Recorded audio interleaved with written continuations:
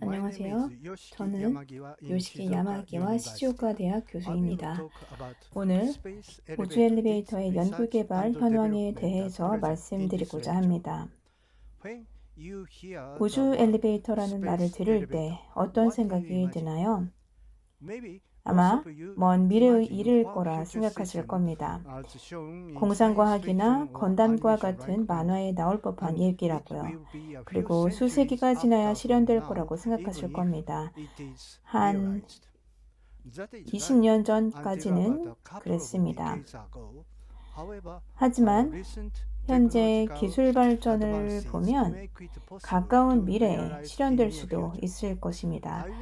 오늘 저는 우주 엘리베이터에 대한 연구 현황에 대해 말씀드리도록 하겠습니다.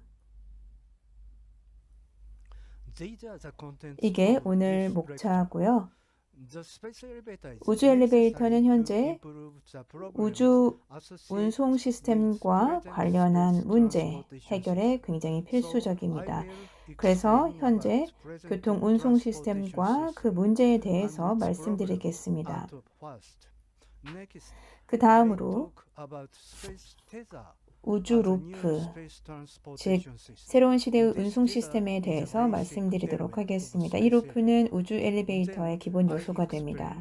그리고 나서 우주 엘리베이터의 기초, 그리고 현재 연구 현황에 대해서 말씀드리겠습니다. 그럼 현재 우주 교통운송 시스템부터 시작하겠습니다.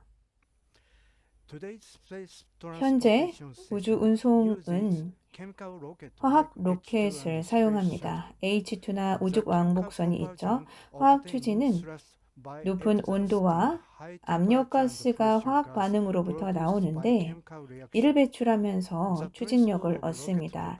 로켓 추진 원칙은 추진력 보존 법칙을 기반으로 합니다. 화학 추진에서 가스 배기가 속도는 낮은 에너지 이전 효율성에 의해서 낮아지게 됩니다. 많은 질량이 같은 추진력을 얻기 위해 배출됩니다. 그래서 여기 발사 장면에서 보시다시피 이 시스템은 많은 양의 배출가스를 내뿜으며 날아가는데요. 즉, 이 시스템은 많은 양의 추진체가 필요하다는 것을 의미합니다. 그럼 얼마나 많은 추진체가 필요할까요? 대부분의 로켓에서 발사를 위한 총 로켓의 질량은 그 질량에 대한 추진체 비율은 80에서 90% 이상입니다. 탑재재, 즉 운반체는 10%도 안 되며 이렇게 적은 양이 우주로 보내지는 거죠. 연비가 나쁘다는 것이 현재 운송 시스템의 단점 중 하나입니다. 그리고 우주 운송 시스템의 높은 비용을 야기하는 원인이기도 하죠. 그럼 우주까지 운송 비용이 얼마나 될까요? 현재 1kg 화물을 우주로 보내는데 $10,000가 듭니다. 즉, 우주 여행을 하려면 최소 $1,000,000가 든다는 거죠. 이는 대부분의 사람들에게는 굉장히 감당하기 어려운 비용입니다. 추진체를 많이 사용하게 되면서 또 오존홀이나 이온홀과 같은 환경 파괴의 원인이 되기도 합니다.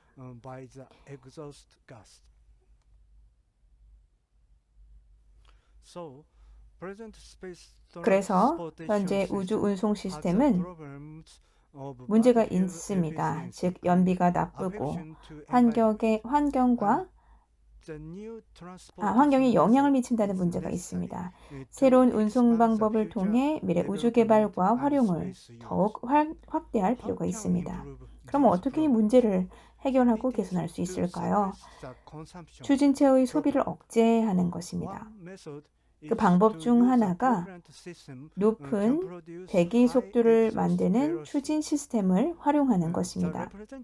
대표적인 시스템이 바로 이온 추진체 방식으로 추진체를 전기적으로 가속화하게 됩니다. 이는 일본 하야부사 소행성 탐사선에 적용이 되었습니다. 하지만 가장 효과적인 방법은 추진체가 없는 운송 방법을 그런 방식을 사용하는 것입니다. 그래서 우주 운송 시스템, 즉 추진체가 없는 운송 시스템에 대한 연구 개발이 진행되고 있습니다. 저는 오늘 우주 루프를, 즉 우주 엘리베이터의 기초적인 기술로서 보여드리고자 합니다. 우주 루프는 얇고 긴 케이블로 우주 시스템을 매우 간단하게 연결할 수 있습니다. 우주 엘리베이터에 적용 전에 이 우주 루프를 추진체가 적재물을 운송할 수 있는 것으로 봅니다. 즉, 적재물을 우주 루프를 활용해서 운송하는 방식에는 두 가지가 있습니다. 하나는 동력 루프, 또 하나는 전기 역학 루프입니다. 이 이미지는 동력 루프의 영상입니다. 이 시스템은 긴 루프 자체를 자전하면서 궤도를 돕니다. 이 적재물은 왕복선에 의해 낮은 지구 궤도로 보내지고요. 그래서 이는 로프 끝에 달려 있습니다.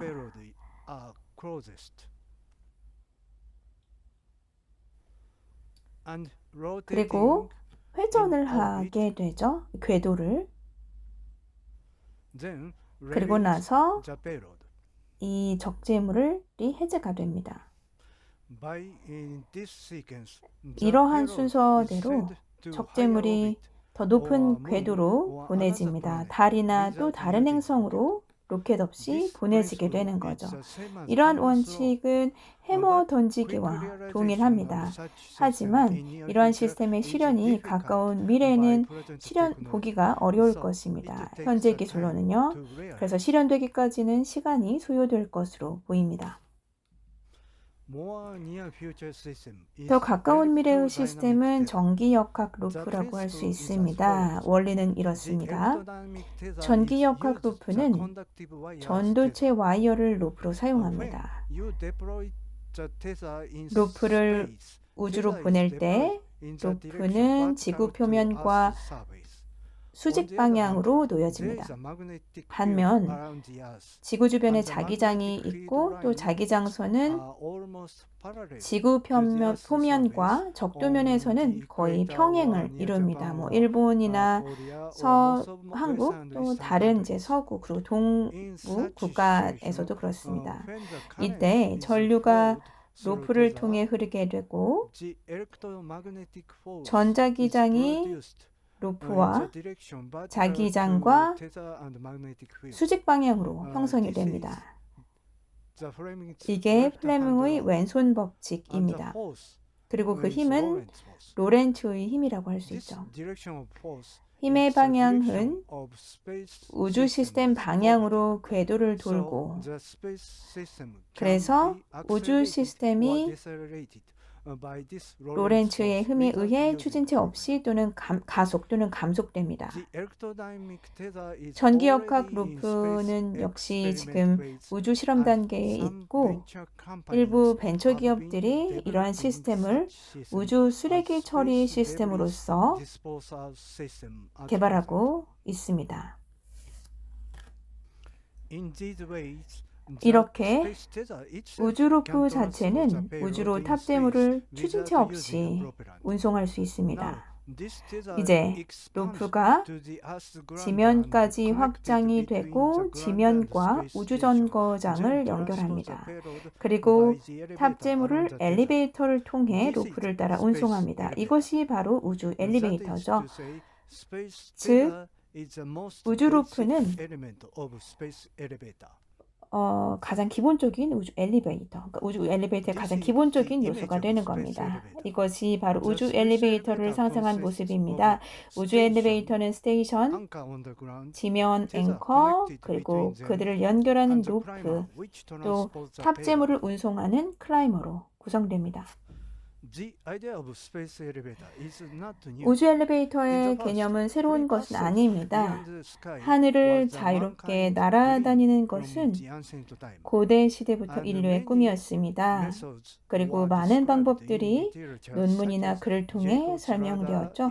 구약 성서, 야곱의 사닥다리 같은 것, 그리고 동화에도 나와 있고요.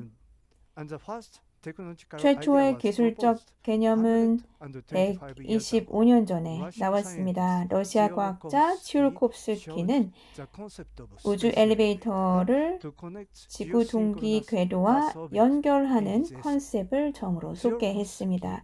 tsiolkovsky는 또 로켓의 아버지로 유명합니다. 왜냐하면 로켓의 원리를 처음 소개했기 때문이죠. 1960년대 러시아 과학자 아르추타노프는 더 실현 가능한 개념을 제시했습니다. 케이블이 우주 정거장 간에 연결이 되고 그리고 지구와 연결해서 클라이머를 통해 탑재물을 운송하는 겁니다.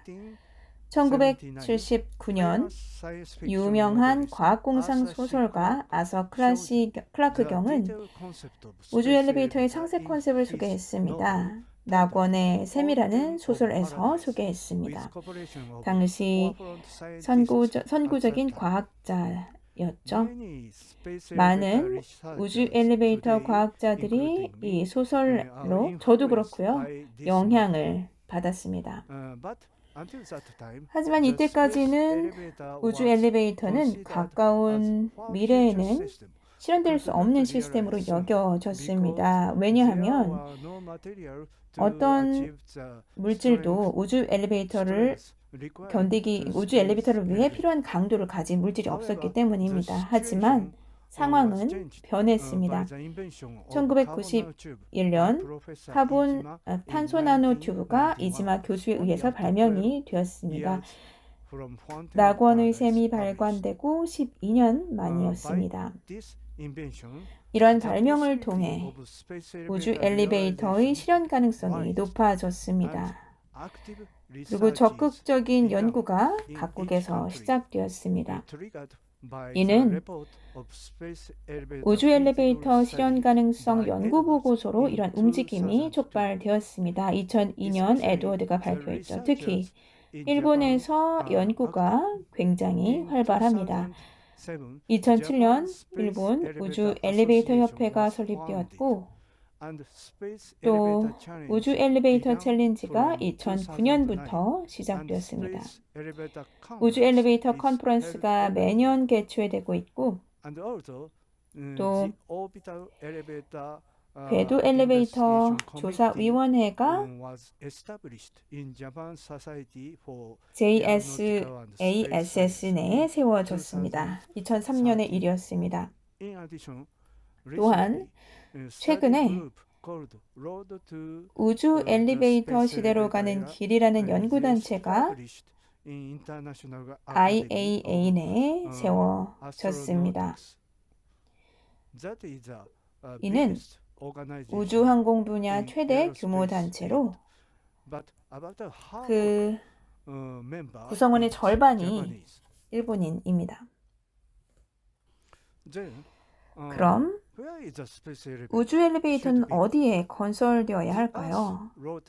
지구는 자전을 하고 또 지표면과 연결된 정거장이 엇갈려서는 안 됩니다. 그래서 우주 엘리베이터가 건설이 되면 궤도의 정거장 회전이 지구 자전과 동기화되어야 합니다. 이러한 정거장의 궤도는 지구 동기 궤도여야 하고, 즉 적도면의 회전 궤도 고도는 36,000km입니다. 이는 방송 위성 그리고 기상 위성의 궤도입니다. GEO에서 정거장과 지면을 연결하게 되고 이것이 바로 우주 엘리베이터의 기초가 됩니다. 하지만 이러한 전체 시스템이 지구로 떨어지면 안 됩니다. 지면과 GEO 정거장을 연결해야 하죠. 왜냐하면 이 시스템의 질량 중심 위치는 지오보다 낮기 때문입니다. 질량의 중심은 지오에 있어야 이 시스템이 떨어지지 않습니다. 이를 위해 앵커 스테이션이 지오보다 높이 위치해 있어야 합니다. 그래서 10만 킬로미터 정도 되는 길이의 케이블이 필요합니다. 그래야 우주 엘리베이터를 세울 수 있습니다. 물론 길이는 앵커 스테이션 질량에 따라 달라집니다. 우주 엘리베이터를 만들기 위해 10만 킬로미터의 케이블이 필요하다는 점 때문에 이러한 우주 건설이 굉장히 어려운 거죠. 운송 방법에는 여러 가지가 있지만 가장 대표적인 방법이 자체 추진 클라이머와 균형추 유형이 있습니다. 일반 엘리베이터처럼요. 무게추 유형은 화물을 이송할 때 서로 연결된 곤돌라가 두 개가 움직입니다. 케이블을 따라 스테이션에서 휠을 움직이면서 운송합니다. 이런 유형이 더 효과적인데 이는 이 시스템의 한 곤돌라가 위치 에너지를 이용해 다른 곤돌라의 상승에 이용될 수 있기 때문입니다. 이러한 방법은 또한 에너지 공급과 유지가 굉장히 쉽다는 장점이 있습니다. 하지만 이러한 시스템에 대한 연구는 충분치 않습니다. 이는 이 시스템이 10만 킬로미터의 긴 거리에 건설될 수 있을지 불분명하기 때문입니다. 그리고 많은 연구들이 자체 추진 클라이머 유형은 클라이머와 케이블의 롤러 간 마찰을 활용한다고 가정합니다. 이것이 바로 에드워드가 제안한 것이죠. 우주 엘리베이터 건설은 다음과 같이 이루어집니다. 첫 번째 단계는 초기 모듈을 지오로 로켓을 통해 보내는 겁니다. 두 번째는 정거장에 초기 케이블을 배치하고 여기에서는 정거장의 고도가 더 높아져야 합니다. 왜냐하면 시스템 질량 중심이 지오에 유지되어야 하기 때문이죠. 세 번째는 직구 포트에서 케이블을 연결합니다. 네 번째는 케이블과 앵커 스테이션을 더욱 강하게 만듭니다. 이는 케이블 스테이션 모듈을 운송함으로써 가능해집니다. 그래서 케이블을 따라 움직이는 클라이머를 통해 운송하는 거죠. 마지막은 건설이 완료되고 정상적인 운영이 시작되는 겁니다.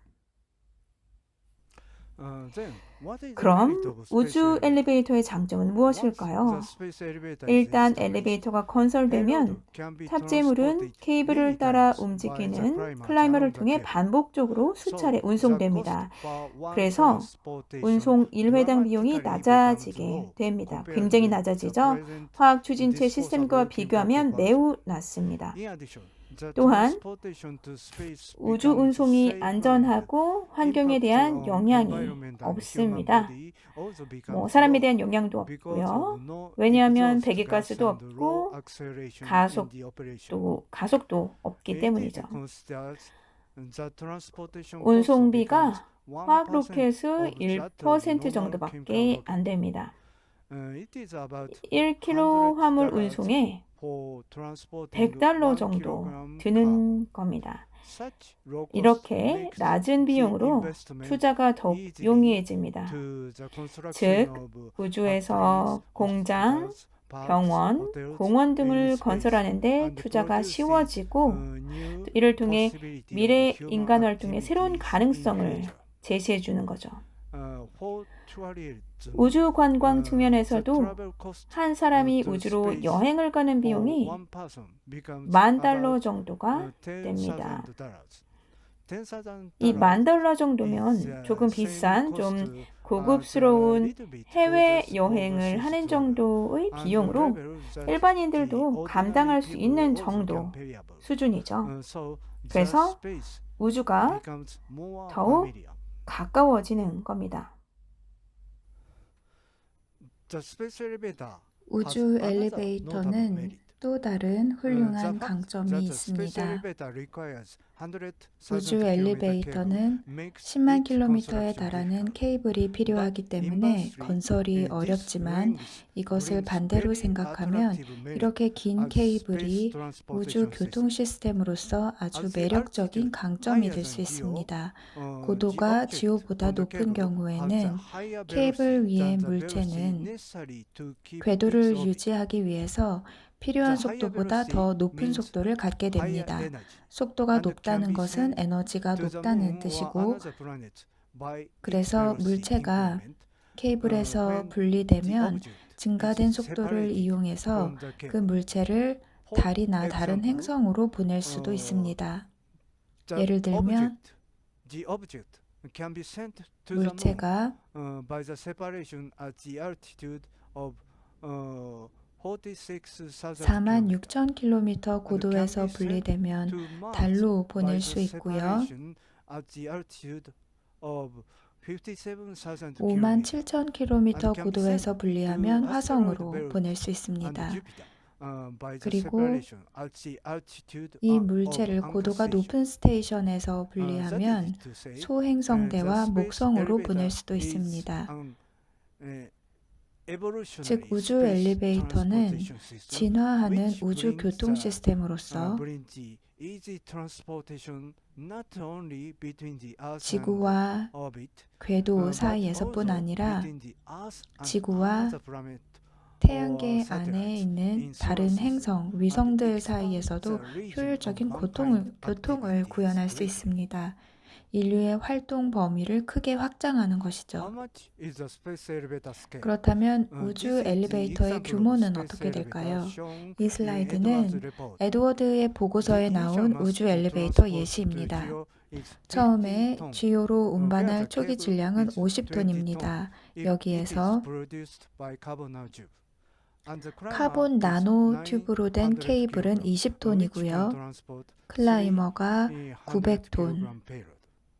이것이 300kg 무게의 적재물을 운반할 수 있습니다. 최종 시스템은 10톤 정도의 적재물을 운반할 수 있습니다.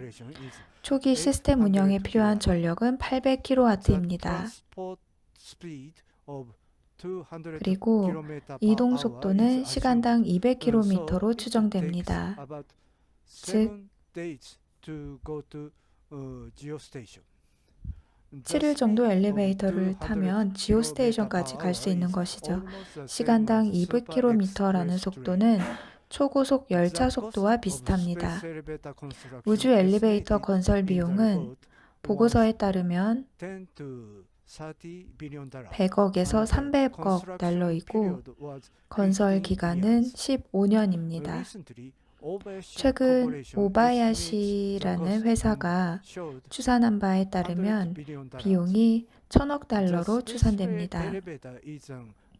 우주 엘리베이터는 하나의 건축물이기 때문에 건설 회사들이 여기에 관심이 있습니다.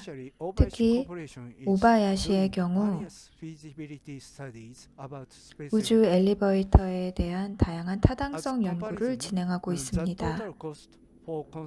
비교를 위해서 말씀드리면 최근에 일본 신토메이의 신규 고속도로 건설 비용과 비교해보면 비용이 700억 달러이고 건설 기간이 20년입니다. 지금도 고속도로가 계속 건설되는 중입니다. 리니어 모터 프로젝트가 현재 일본에서 동일한 규모로 진행되고 있습니다. 국제 우주 정거장 비용은 500억 달러입니다. 그래서 우주 엘리베이터 건설 비용은 새로운 고속도로나 철로를 건설하는 비용과 비슷합니다. 우주 정거장을 건설하는 비용과도 비슷하죠. 우주 엘리베이터 건설 비용이 공공 건설 내지는 국제 협력 건설 프로젝트 비용과 비교하면 일반적인 수준입니다. 이제 우주 엘리베이터 연구 현황에 대해 말씀드리겠습니다. 우주 엘리베이터는 이론적으로 분명히 실현 가능합니다만 여러 가지 기술적인 문제들을 극복해야 합니다. 시스템을 구축하기 위해서 대표적으로 고려해야 할 사항들이 다음과 같습니다.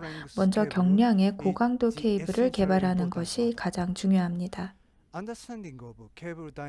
케이블의 동력학과 케이블의 역학적인 안정화에 대해 이해하는 것도 중요합니다. 그래야 설계와 운영을 할 수 있기 때문이죠. 마찰 마멸성이 적고 효율성이 높은 클라이머를 개발하는 것도 중요합니다. 엘리베이터를 반복적으로 운영해야 하기 때문이죠. 에너지 공급 방법과 케이블을 지상에서 연결하는 방법도 개발을 해야 합니다.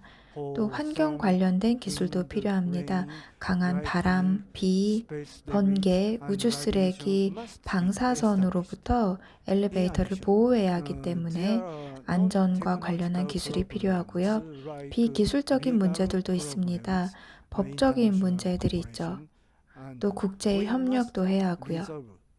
이러한 문제들을 단계적으로 해결해야 합니다. 그러면 좀 더 자세히 이 슬라이드에서 살펴보겠습니다.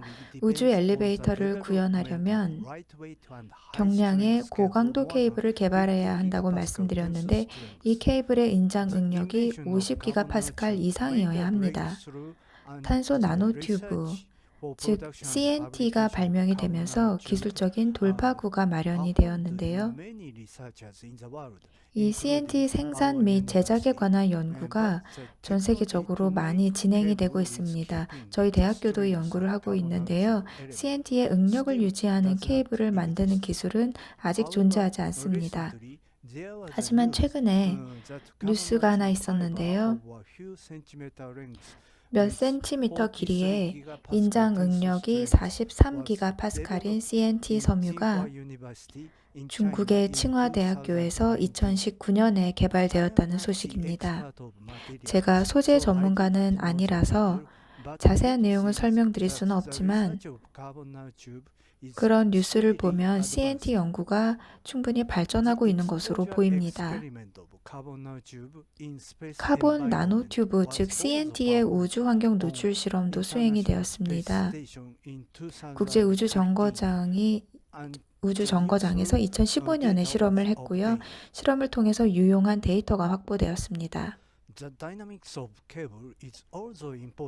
케이블 동력학도 우주 엘리베이터 설계에 중요합니다. 전 세계적으로 활발한 연구가 진행되고 있습니다. 저희 그룹도 집중 질량 모델을 사용하고 있습니다. 왼쪽 도표에 있는 것인데요. 오른쪽 표는 시뮬레이션을 보여드리는 겁니다. 클라이머를 운영할 때 케이블 역학을 보여줍니다. 세로축은 고도이고 가로선은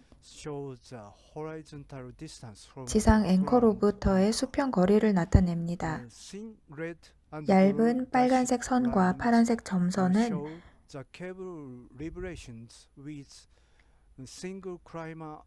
싱글 클라이머가 상승과 하강을 하는 동안 케이블이 진동하는 모습을 나타냅니다.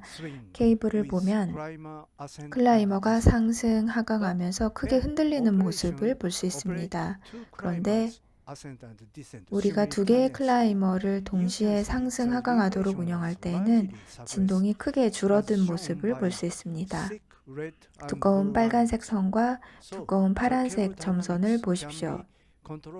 그래서 케이블 역학은 클라이머 운영을 제어함으로써 컨트롤할 수 있습니다. 그리고 케이블 역학 시뮬레이션을 통해 얻을 수 있는 중요한 정보가 있습니다. 우주 엘리베이터를 처음 건설을 하는 단계에서는 케이블이 지상 쪽 궤도에 놓여져 있습니다. 이것은 케이블이 GEO에서 지상 쪽으로 배치된 모습입니다. 이때 케이블은 직선으로 지상 쪽을 향해 배치될 수 없습니다. 케이블이 처음에는 동쪽 방향으로 움직인 다음에 중력에 의해 복잡한 모션을 보입니다. 코리올리력과 탄성력을 받는 것인데요. 이러한 모션은 케이블 제어와 케이블 설계를 평가할 때 중요한 모션입니다. 아직은 더 많은 평가를 해보아야 합니다. 그래야 케이블 역학을 더 정확하게 이해할 수 있는데요. 아주 길고 유연한 케이블의 역학은 굉장히 복잡하기 때문입니다. 그러나 우주 엘리베이터 설계를 위한 정보를 현재 점진적으로 획득하고 있는 중입니다. 클라이머의 경우 현재 시행착오를 겪는 중이고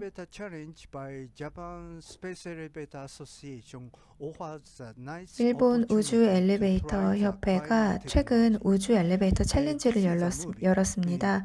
클라이머 기술을 시도해 볼 수 있는 좋은 기회인데요. 이 동영상은 우리 대학팀이 2012년에 챌린지를 했을 때 찍은 겁니다. 우주 엘리베이터 챌린지는 벨트와 로프가 이렇게 공중에 떠 있고요. 챌린지 참가팀들의 클라이머가 로프 주변에서 상승하고 하강하는 모습을 볼 수 있습니다. 우주 엘리베이터 챌린지의 목표는 클라이머 기술을 발전시키기 위한 것입니다. 즉, 클라이머가 상승 속도, 제어 능력, 안전 메커니즘, 적재물 운반 능력 등을 개선하고 클라이머 모션과 관련된 다양한 데이터를 확보하기 위한 것입니다. 이 챌린지를 할 때 고도는 2009년에는 150m로 시작해서 2014년에는 1.2km에 도달했습니다. 현재 약 20개의 팀이 챌린지에 참여하고 있는데요. 대학팀, 기술대학팀, 엔지니어 그룹 등등이 있습니다. 해외 팀들도 있습니다. 이 챌린지에서 사용되는 클라이머는 약 10kg 무게의 미니어처 클라이머입니다. 따라서 이 챌린지를 통해 얻은 지식을 실제 클라이머에 직접 적용할 수는 없지만 일부 설계 지침에 활용할 만한 정보들이 있습니다. 예를 들면 멀티롤러 설계는 마찰, 마멸을 줄이는 데 유용하고 슬렌더 바디 설계는 대기 저항을 줄이는 데 적합한 것으로 나타났습니다. 우주 엘리베이터 챌린지는 체험식으로 엔지니어링 교육을 대학생과 고등학생들에게 제공할 수 있는 좋은 기회이기도 합니다. 이것은 클라이머가 올라가는 장면입니다. 클라이머에 서서 내려다본 장면입니다. 우주 엘리베이터에 탄 기분을 한번 느껴보시기 바랍니다. 실제 클라이머에 타면 이런 장면을 보실 수 있습니다.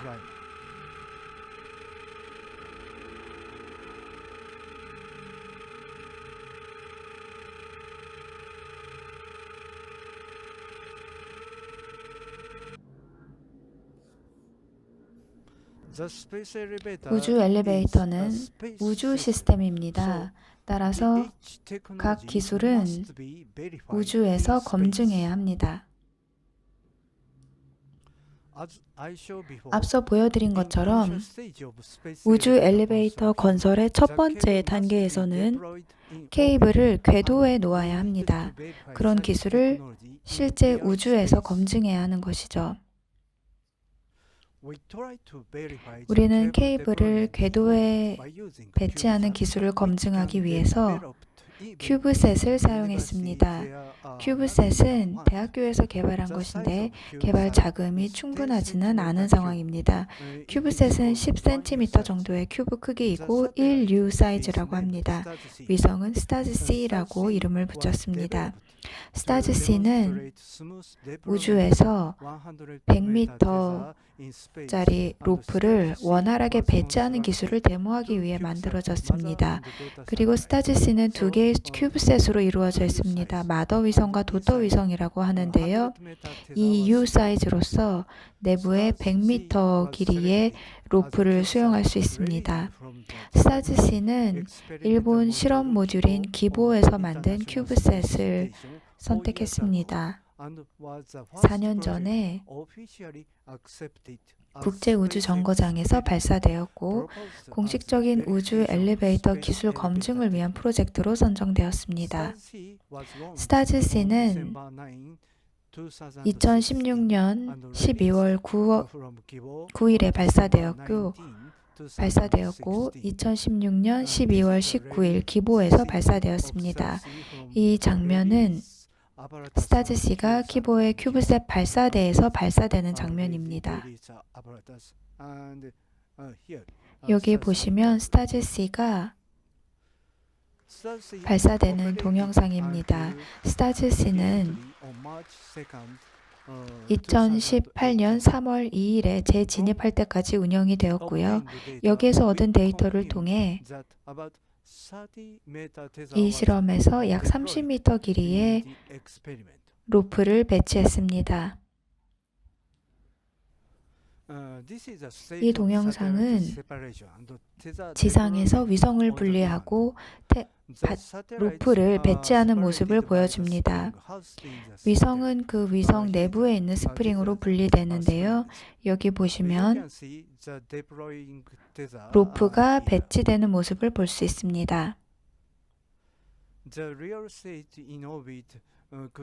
우리가 궤도의 실제 상태를 지금 볼 수는 없지만 실제 우주에서 어떻게 실험이 진행될지 상상해 볼 수 있습니다. 비행 모델 내부 사진들입니다. 보시면 로프가 보이시죠? 이것은 비행 모델의 외부 사진입니다. 브라켓 패널과 태양열 연료 전지가 보이시죠? 현재 저희는 스타즈-E라는 차세대 위성을 개발하고 있습니다. 스타즈-E의 목적은 우주에서 클라이머가 로프를 따라 움직이는 모션을 검증하는 겁니다. 위성 사이즈는 50cm 크기의 큐브이고 질량은 50kg입니다. 스타즈-E는 마더 위성과 도터 위성으로 또 로프와 클라이머로 구성되어 있습니다. 이 위성의 미션은 1km가 넘는 길이의 로프를 배치하고 클라이머가 로프를 따라 상승, 하강하는 것을 시연하는 겁니다. 그리고 로프와 클라이머가 미션을 수행하는 동안 어떻게 움직이는지 역학적인 데이터를 확보하는 겁니다. 이 위성은 수년 내에 발사될 것입니다. 또 제가 말씀드리고 싶은 주제는 혁명적인 저비용 우주교통 연구 및 개발이라는 제목의 계획입니다. 이 계획은 일본 항공우주과학학회가 제안한 것으로서 2017년 일본 과학위원회가 종합계획의 일환으로서 이 계획을 선정했습니다. 이 계획은 10개년 계획이고 미래의 우주교통 시스템과 하이브리드 우주 엘리베이터,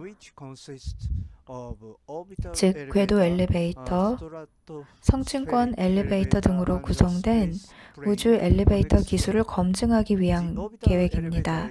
궤도 엘리베이터는 우주 엘리베이터의 첫 단계로서 지상과 연결되어 있지 않습니다. 그러나 궤도 엘리베이터는 지구와 동시에 궤도를 돌기 때문에 기술적인 어려움을 줄이는 데 도움이 됩니다. 이것은 우주 엘리베이터 연구 역사상 주목할 만한 이벤트입니다. 왜냐하면 우주 엘리베이터는 학계에서도 중요하게 생각하고 있기 때문입니다.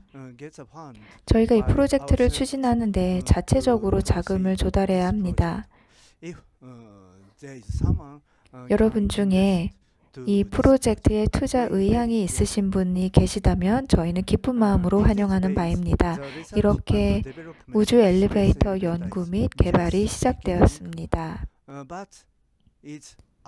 그리고 꾸준히 진전을 이루고 있습니다. 마지막으로 우주 엘리베이터가 존재하는 미래의 모습을 그려보았습니다.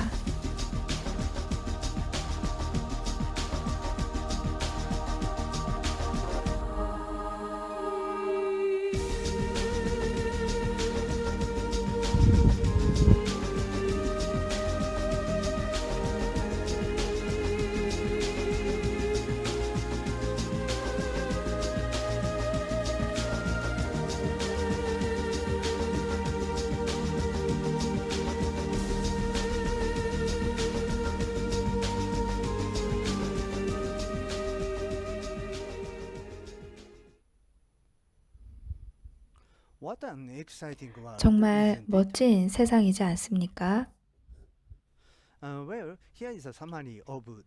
이제 강의를 요약해 보겠습니다. 엘리베이터 기술은 가장 기대되는 우주 시스템인 우주 엘리베이터에 적용되고 있습니다. 우주 엘리베이터는 이제 단순히 꿈이 아니라 현실에 가까워졌습니다. 최근 기술적인 발전이 있었기 때문입니다. 하지만 아직은 많은 기술적인 문제들을 극복해야 합니다. 그래야 우주 엘리베이터를 건설할 수 있고, 그러려면 문제를 단계적으로 해결해 나아가야 합니다. 아마 일부 엘리베이터 기술을 적용해서 우주 엘리베이터의 문제들을 해결할 수 있을 텐데요. 이것을 역으로 생각하면 우주 엘리베이터 개발을 통해 얻은 기술들을 향후에 더 혁신적인 지상 엘리베이터를 만드는 데 사용할 수도 있는 겁니다. 우리는 우주 엘리베이터 연구에 기반을 세우고자 합니다. 하지만 저처럼 또 여러분 중에도 있겠지만 중장년 세대들은 최종적인 우주 엘리베이터 결과물을 보지 못할 수도 있습니다. 하지만 젊은 세대들은 이것이 현실화되는 것을 볼 수 있을 겁니다. 우주 엘리베이터 실현은 젊은 세대들의 연구 개발 활동에 달려 있습니다. 엔지니어라는 직업의 정말 멋진 점은 꿈을 실현시킨다는 점이라고 생각합니다. 우주 엘리베이터는 가장 많이 우리가 기대하고 꿈꾸는 미래 시스템입니다. 여러분 중에서도 이 강의를 통해 우주 엘리베이터 개발에 참여하는 분들이 나오시기를 희망합니다. 경청해 주셔서 감사합니다.